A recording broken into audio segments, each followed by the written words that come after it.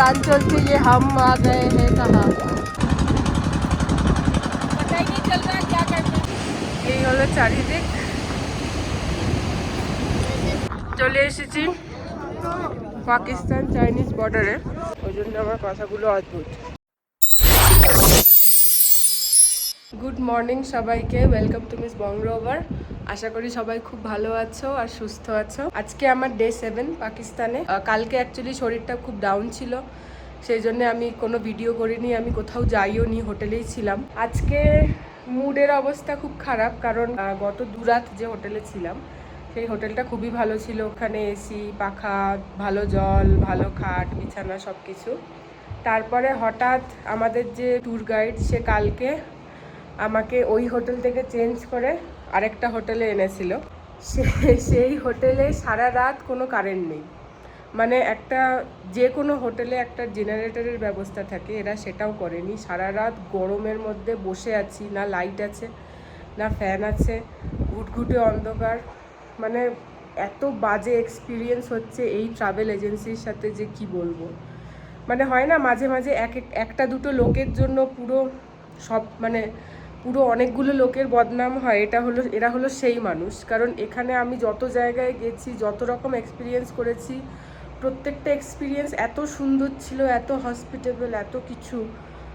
আর ফিরে এসে যখন একে দেখি, মানে এটা কি ওই খুঁজে খুঁজে একেই পেয়েছিলাম। আর যারা লোকাল হয়, লোকাল পাকিস্তানি, তাদের থেকে এরা যতটা না টাকা নেয় আমাদের থেকে, যে কোনো ফরেনারের থেকে এরা তার 3 গুণ বেশি টাকা নেয়। সো 3 গুণ বেশি টাকা দিয়ে এরকমভাবে সাফার, মানে খুবই যাচ্ছে তাই ব্যাপার। এবার দেখা যাক, আজকে আবার এই হোটেল থেকে চেক আউট করে হুঞ্জা নামে একটা জায়গায় যাব। জায়গাটা খুবই সুন্দর হবে। তারপরে আবার শেয়ার করব আজকে কি করব, কোথায় যাব, সব কিছু। রুমটা ঠিকই ছিল, কিন্তু রাত 11টা থেকে সকাল 7টা অবধি এখানে কোনো রকম কারেন্টের ব্যবস্থা ছিল না। এবং আমি যে কন্ট্যাক্ট করব এবং কাউকে কমপ্লেন করব, সেই রকমও কেউ সেখানে অ্যাভেলেবেল ছিল না সারা রাত। বাস থেকে নেমে গেছি। এবার একটা এখানে কাছাকাছি কি একটা कहाँ जा रहे हैं हम? मैं नाम भूल गई। संग्रीला रिजॉर्ट। क्या है वहाँ पे? नदी है बहुत बड़ी। अच्छा, हार्ट शेक। তো এই সাংগ্রিলা রিভার বলছে, ওখানে নদী টদী আছে, দেখা যাক। বেশ ওই 10 মিনিটের হাইক, বাস থেকে নেবে। হেভি গরম এখানে, তবে ভালো কথা হলো এখন যাব ঠান্ডাতে এখান থেকে। আর আমাদের সিচুয়েশনটা নিয়ে, মানে যারা যারা আমাদের সাথে ট্রাভেল করছে সবাই খুব প্রতিবাদ করেছে। মানে যে এখানে আমাদের মেন আছে তার সাথে, যে আজকে যদি ঠিকঠাক না দেওয়া হয় তাহলে हड़ताल करा হবে। थोड़ी होटल की तारीफ कर देना। हाँ, होटल हमें इतना अच्छा मिला ना, बहुत ज्यादा। वाला होटल ही दिखाना है। हमें वही दिया है। लोग में श्रीला दिखा रही है वाला होटल हमें दिया। यही रहे हम इतने दिन। लोग भी था हमें खिलाने के लिए, हम खुद के हाथ से नहीं खाए। যেতে যেতে এখানে একটা জায়গা পড়লো যেখানে লোকজন মাছ ধরছে। क्या फिश मिलता है यहाँ पे? Trout fish. ट्रॉट फिश कभी देखा भी नहीं, खाया भी नहीं। खाओ तो नहीं तो बेहतर है। नहीं, वो भी ठीक है। कल हम गए थे वहाँ थी। अच्छा, आप खाए? वहाँ थी, वहाँ उधर जो बड़ा पानी था उसमें थी। এই হলো টিকিট, যেটা নিয়েছে 1000 টাকা। অর্ধেক লোক আসেনি, সব ওই যেটা দেখালাম যেখানে মাছ ধরা যায় ওখানে গিয়ে বসে আছে। তো এই হলো চারিদিক, এইটা হলো রিসর্ট। তো এখানে ঢোকা যাবে না, মানে এই পুরো পাশটা যেটা দেখাচ্ছি। আর এখানে হলো বিশাল বড় একটা ওই ঝিল টাইপের, আর সামনে পাহাড়, আর ওই পাশে রয়েছে প্রচুর রিসর্ট আর হোটেলস। এখানে আছে চেরি গাছ, যে গাছে চেরি হয়ে রয়েছে। আর ওইদিকে আছে গ্রিন অ্যাপেল, পেয়ার্স, সব কিছু। বেশ বড় বাগানে ভরে এরকম গাছপালা রয়েছে। আর এইখানে আরেকটু হেঁটে এখানে আছে একটা রেস্টুরেন্ট, যেটা ঢোকা যাবে না। এখানে একটা ফ্লাইট আছে, যেটা বোধহয় এখানকার কোনো ফ্লাইট। এখানে নৌকো আছে, কিন্তু স্লো নৌকোগুলো, স্লো বোটিং। এখন যে জায়গাটায় দাঁড়িয়েছি তার নাম হলো রাকাপোষি। রাকাপোশি নামটি স্থানীয় ভাষা থেকে এসেছে, যার অর্থ হলো ঝকঝকে প্রাচীর বা বরফে ঢাকা। গিলগিট বাল্টিস্তানের ওপর দাঁড়িয়ে থাকা এই শৃঙ্গ, যা তার সৌন্দর্য এবং ৭,৭৮৮ মিটার উচ্চতার জন্য বিখ্যাত। আর এই যে খাবারটা আমার হাতে দেখা যাচ্ছে, এটাকে বলে সাপসরু, যা এই এলাকার একটি ট্রেডিশনাল খাবার। রাকাপোশি থেকে বেশ কিছুক্ষণেই আমরা সবাই পৌঁছে গেলাম হুনজার একটি হোটেলে। সেখানে এসেই দেখলাম এই অদ্ভুত সুন্দর ডান্স পারফরমেন্স হচ্ছে, যেটা এখানকার হুনজার ট্রেডিশনাল ডান্স কিছু জার্মান টুরিস্টদের জন্য। তারপরেই খাওয়া দাওয়া আর রেস্ট নেওয়া, এইভাবেই শেষ করলাম আমার ডে 7। গুড মর্নিং সবাইকে। আজকে আমার ডে 8 পাকিস্তানে। এখন আমি আছি হুনজাতে, কালকে রাতেই এসেছি। আর এতদিন ছিলাম স্কারদুতে। তো আজকে আমাদের কিছু প্ল্যানের মধ্যে একটা প্ল্যান আমি জানি, সেটা হচ্ছে আজকে পাকিস্তান আর চায়না বর্ডারে যাব। আর কালকের ভিডিওটা আর আজকের ভিডিওটা পাশাপাশি, মানে একসাথে, কারণ কালকে প্রচণ্ড টায়ারিং ছিল। কারণ আমি বলেইছি আগের দিন সারা রাত ঘুমোতে পারিনি, কারেন্টের এরকম অবস্থা, হেন তেন। তো আজকে লাকিলি ঘুমাতে পেরেছি। আজকে আমাকে খুব ভালো রুম দিয়েছিল, কিন্তু আবার আজকে রাতে রুম চেঞ্জ করাচ্ছে। তো যাই হোক, সবার সাথে এনজয় করব, এটাই ঠিকঠাক, রাতে যদি ঘুম হয়ে যায়। তো আমি আজকে যা যা করব, যেখানে যাব, সব কিছুই শেয়ার করব আস্তে আস্তে। আর আমি একটু আশপাশটা দেখাচ্ছি কীরকম। এখানে না প্রচুর গ্রিন আপেল গাছ, চেরি গাছ, আখরোট গাছ প্রচুর আছে।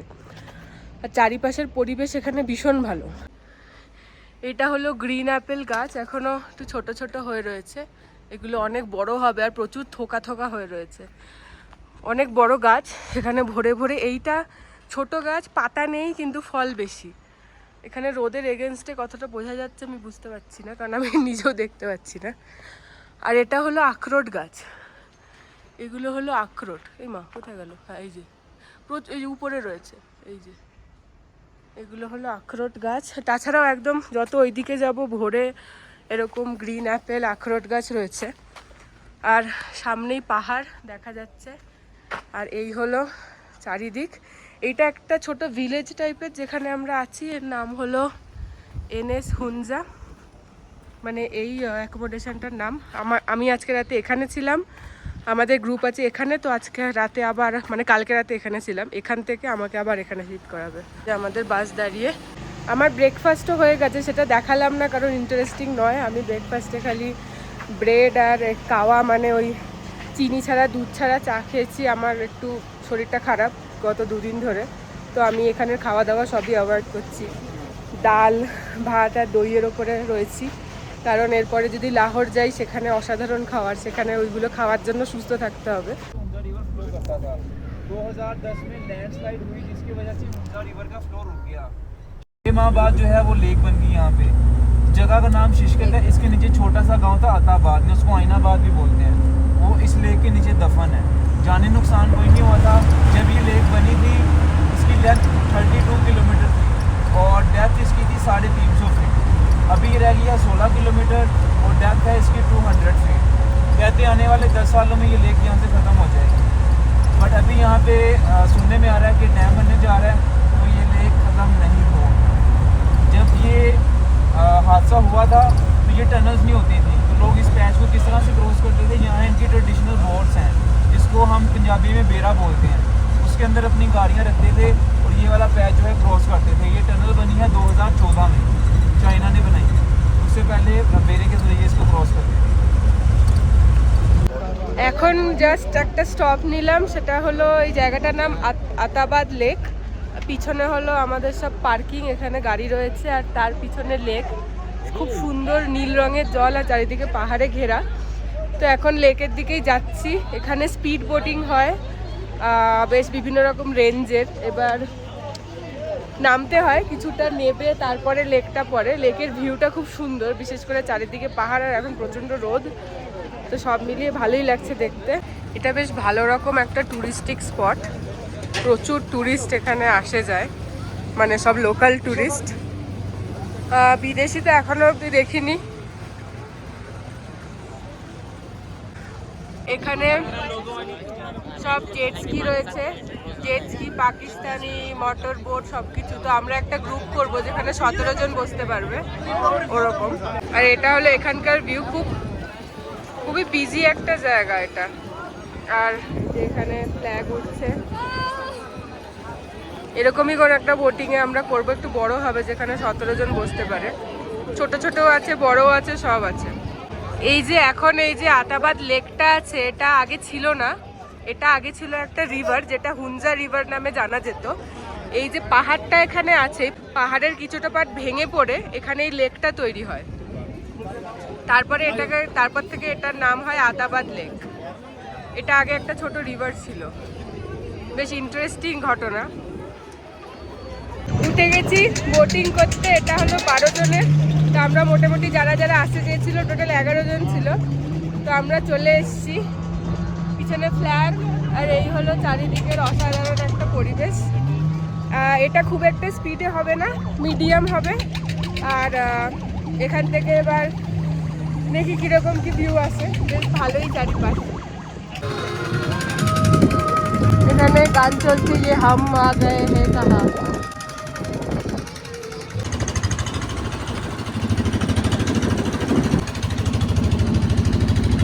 আমি যে তখন বললাম এই পাহাড়টা এখানে পড়ে গিয়ে লেক হয়েছে, পাহাড়টা, এই ইনসিডেন্টটা হয়েছিল 2010-এ।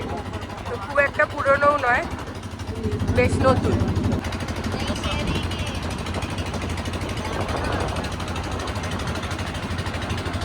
এখানে এগুলো হলো থাকার ছোট ছোট রিসর্ট, একদম লেকের পাশেই। আর চারিদিকে সিনারিটা ভীষণ সুন্দর। আমরা এখন হয়তো ওদিকে যাব। এতক্ষণ উপরে ছিলাম, এখন নিচে এসেছি। আর এই জায়গাটা পুরো আমাদের এখানটা ফটো তোলা চলছে, খুব ভালো ফটো আসছে এখান থেকে। তো আমার কয়েকটা তুলেছি, কতটা ভালো এসেছি জানি না।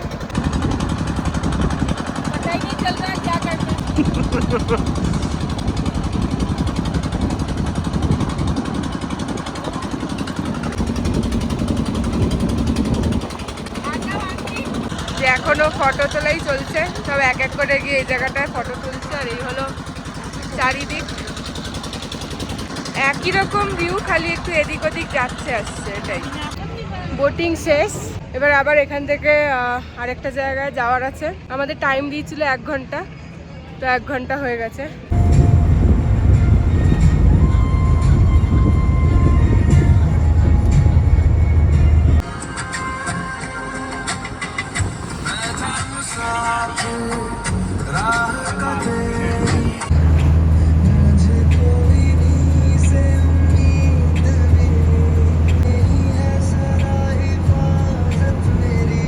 আবার আরেকটা ছোট্ট স্টপ।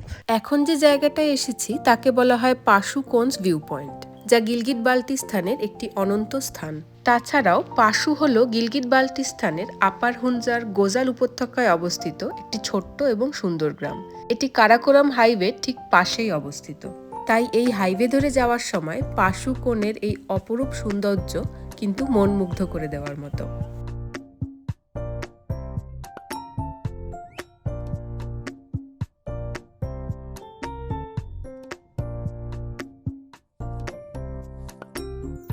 আবার আরেকটা জায়গায় স্টপ। এখানে একটা খুব অদ্ভুত ব্রিজ আছে যেটাকে বলা হয় রেনবো ব্রিজ।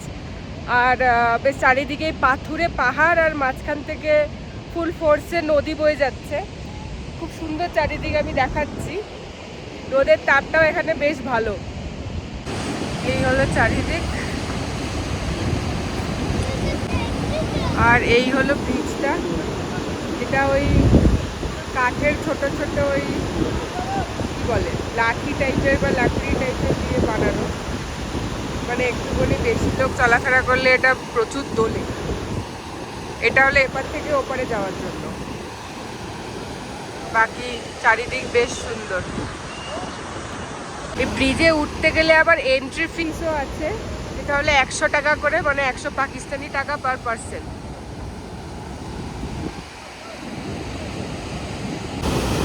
এই ব্রিজ হলো এরকম ফাঁকা ফাঁকা, মানে দুটো পাশে ধরে তবে যেতে হবে, তাহলে চাপ আছে। দেখি যেতে পারি কিনা, তো যেতে যেতে ভিডিও করা যাবে না।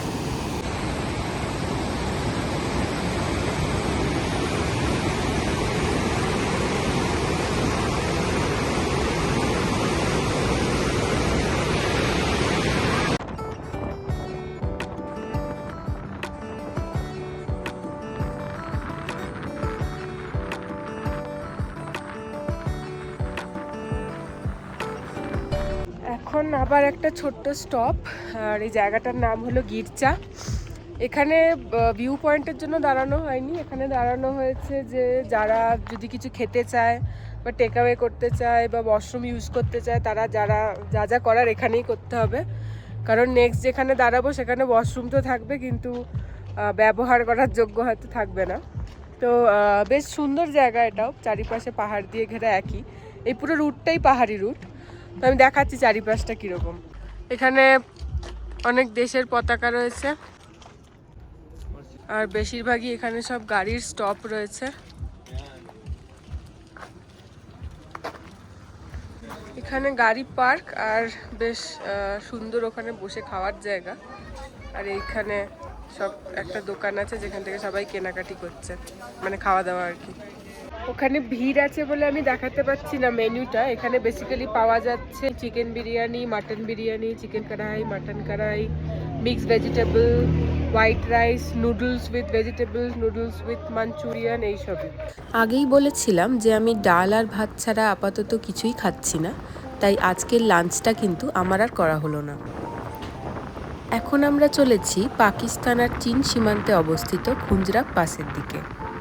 খুঞ্জরাব পাসকে কখনো কখনো পৃথিবীর অষ্টম আশ্চর্য হিসাবেও ধরা হয়, কারণ এটি কিছু অত্যন্ত রুক্ষ এবং দুর্গম ভূখণ্ডের মধ্যে দিয়ে তৈরি করা হয়েছে।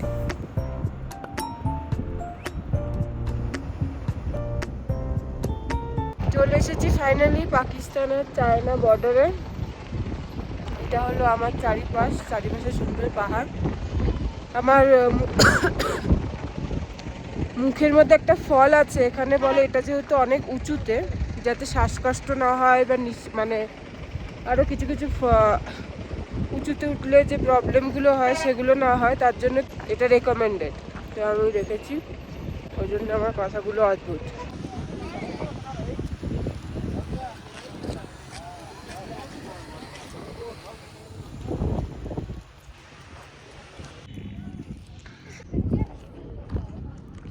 ওই দিকটা বর্ডারটা ক্রস করার, দেখি অতটা অব্দি যাওয়া যায় কিনা। লোকজন তো দেখছি যাচ্ছে। तो सेफ्टी से बना हुआ है ना, ये तो देखो ना बॉर्डर है।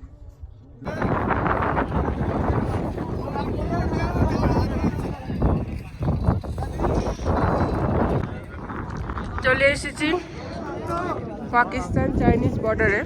ইন্টারেস্টিং ব্যাপার হলো যে এখানে শুধু পাকিস্তানিরাই পাকিস্তান চায়নার বর্ডার দেখতে এসছে, কোনো চাইনিজ নেই ওই পাশে। ওই পাশে পুরো ফাঁকা। এটা হলো বর্ডার, এর পাশে এরপরে আর যাওয়া যাবে না, ওই পাশে পুরো ফাঁকা। এখানে চাইনিজরা কিছু একটা কাজ করছে, ওই পাশে পুরো ওরা রোড বানিয়েছে চারিদিকে। ওই দূর থেকে, এই যে দূর থেকে ট্রাক আসছে।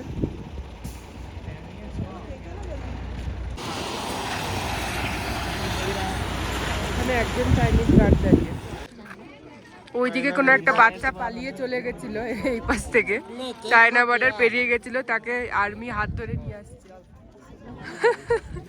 এতক্ষণ একটা কাজ হচ্ছিল, এখন গেট বন্ধ করে সবাই চলে গেছে। জাস্ট সিকিউরিটি গার্ড রয়েছে দু একটা হয়তো। আর এই যে জায়গাটা যেখানে পাকিস্তান আর চায়নার বর্ডারটা রয়েছে সেটা কিন্তু 16,000 ফিট উপরে। তো এখানে যথেষ্ট সম্ভাবনা আছে যে শ্বাসকষ্ট হতে পারে, মাথা ধরতে পারে, এরকম প্রচুর সম্ভাবনা এখানে আছে। আপাতত আমার কিছু হয়নি, ঠিকই আছি। বাট খুবই সুন্দর চারিপাশ অ্যাকচুয়ালি, আর খুব ইন্টারেস্টিং জায়গা। আর এখানে ঢুকতে গেলে যারা পাকিস্তানি তাদের কাছ থেকে নেয় 500 টাকা, 500 পাকিস্তানি টাকা। আর আমাকে দিতে হয়েছে $40।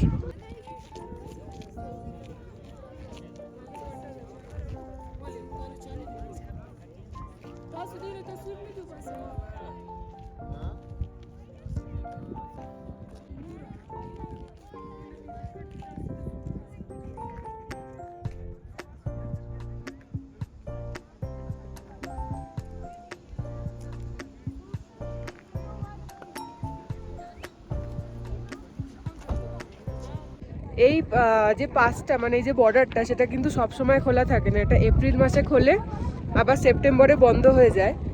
কারণ এই যে জায়গাটা, এটা সেপ্টেম্বরের পরে আস্তে আস্তে আর আসা যায় না, এত মানে ঠান্ডা হয় এখানে, আর প্রচুর একদম চারিদিক পুরো বরফে ঢাকা থাকে।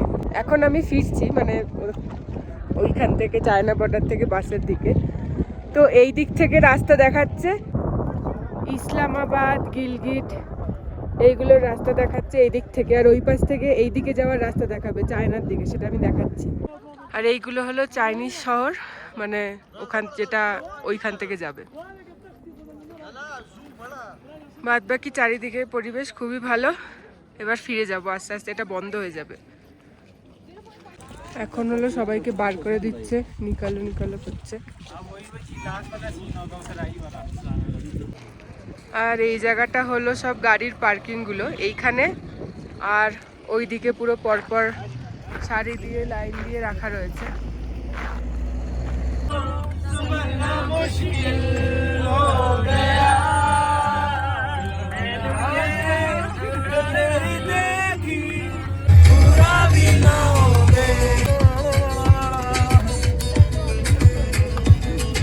তো বর্ডার দেখে তারপরে বেশ 3-3.5 ঘন্টার জার্নি ছিল। তার মধ্যে আজকে আবার এখানে, আজকে রাত 12টা থেকে এখানে ডিজেল, পেট্রোল সব কিছুতে হরতাল লেগে গেছে।